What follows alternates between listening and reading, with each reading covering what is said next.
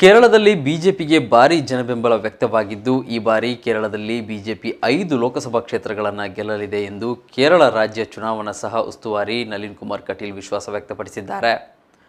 ಪುತ್ತೂರಿನಲ್ಲಿ ಮಾತನಾಡಿದ ಅವರು, ನಿನ್ನೆಯಷ್ಟೇ ಕಾಸರಗೋಡು ಮತ್ತು ಕಲ್ಲಿಕೋಟೆ ಲೋಕಸಭಾ ಕ್ಷೇತ್ರ ತಿರುಗಾಟ ನಡೆಸಿದ್ದೇನೆ. ರಾಜ್ಯಕ್ಕೆ ಈ ಸಂಬಂಧ ವರದಿಯನ್ನು ನೀಡಿದ್ದೇನೆ. ಕೇರಳದಲ್ಲಿ ಬಿಜೆಪಿ ಪರ ಗಾಳಿ ಬೀಸುತ್ತಿದೆ. ಹೆಚ್ಚಿನ ಯುವಕರು ಬಿಜೆಪಿ ಮತ್ತು ಮೋದಿ ಪರ ಒಲವು ಹೊಂದಿದ್ದಾರೆ. ಕೇರಳದಲ್ಲಿ ಈ ಬಾರಿ 5 ಲೋಕಸಭಾ ಕ್ಷೇತ್ರದಲ್ಲಿ ಗೆಲುವು ಸಾಧಿಸಲಿದೆ ಎಂದರು.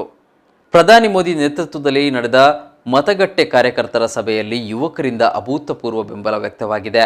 ಕೇರಳದಲ್ಲಿ ಎಲ್ಡಿಎಫ್ ಮತ್ತು ಯುಡಿಎಫ್ ವಿರುದ್ಧ ಆಕ್ರೋಶವಿದೆ ಎಂದರು. ಇವತ್ತು ಕೇರಳದಲ್ಲಿ ನಿನ್ನೆ ಪ್ರವಾಸ ಮುಗಿಸಿಕೊಂಡು ಬಂದಿದ್ದೇನೆ.